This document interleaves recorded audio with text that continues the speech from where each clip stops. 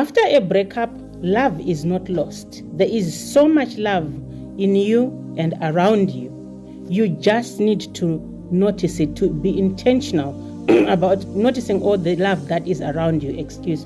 You need to unlearn some habits that you have learned along the physical trail about relationship and relearn helpful habits and attitudes and new beliefs.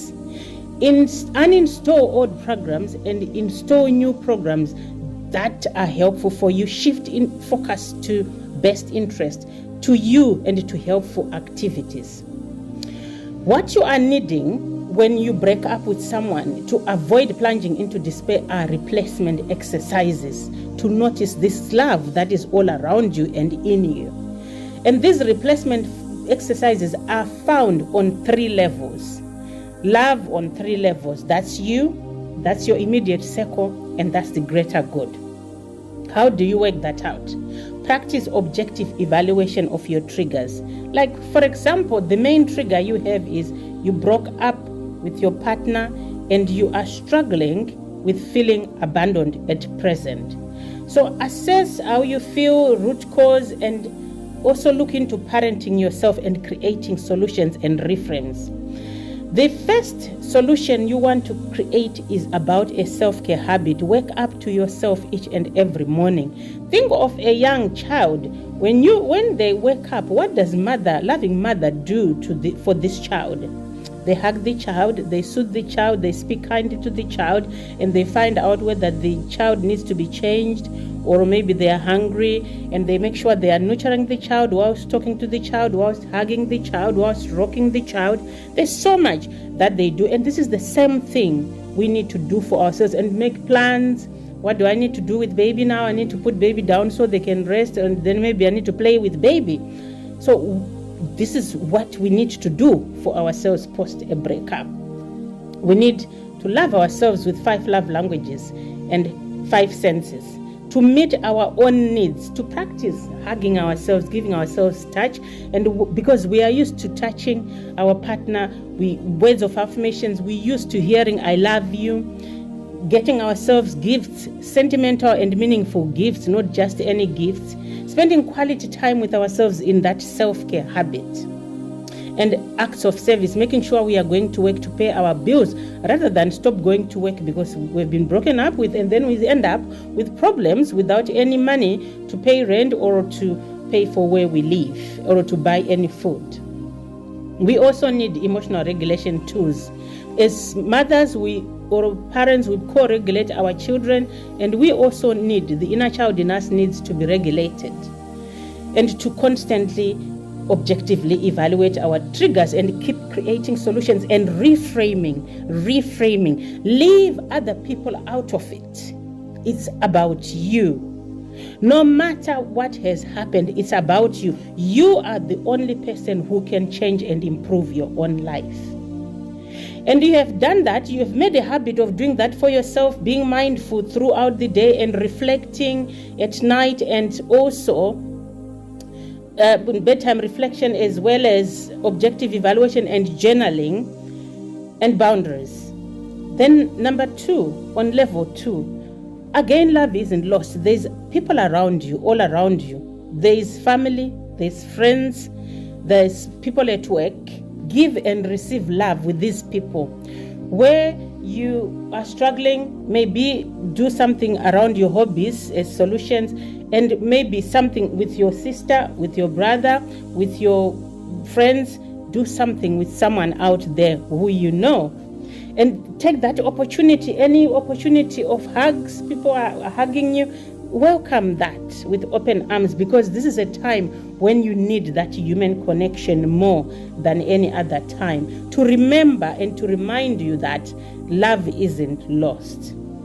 You also need an accountability person to help you with tools, to call instead of your ex, to hold space for you, and also to co-regulate.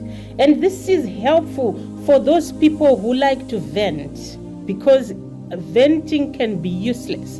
When you vent with each and every person, People are judgmental out there, and also they won't be able to help you. So find a safe space to get support for co-regulation with a tool rather than enabling. You can also join a support group and share your story, but especially share your journey and accept feedback.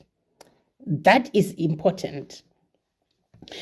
And also, on the second level, allocate your ex-thinking time. You did lose someone who was in your life.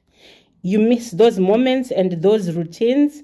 So give them thinking time, objectively evaluate that thinking time, apply reframes, and then release them with a balloon, put them in a balloon and release them, and then journal, and then focus back to your life. And then when the dose is due again, you can do that in 4-5 doses a day of 20 minutes, and then reduce the dose as time goes on.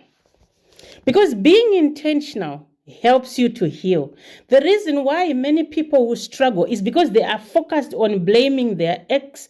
They are focused on, I'm not going to get into another relationship again. Instead of saying, okay, I had this person, I miss this person, and we had a relationship, and I feel let down, and I feel abandoned, but I am hopeful that something will be coming, in future, or just start to heal. I just need to focus on myself right now and heal my life. Go general, and one day at a time, something will shape up at some point where you begin to think differently, as long as you are doing self-care.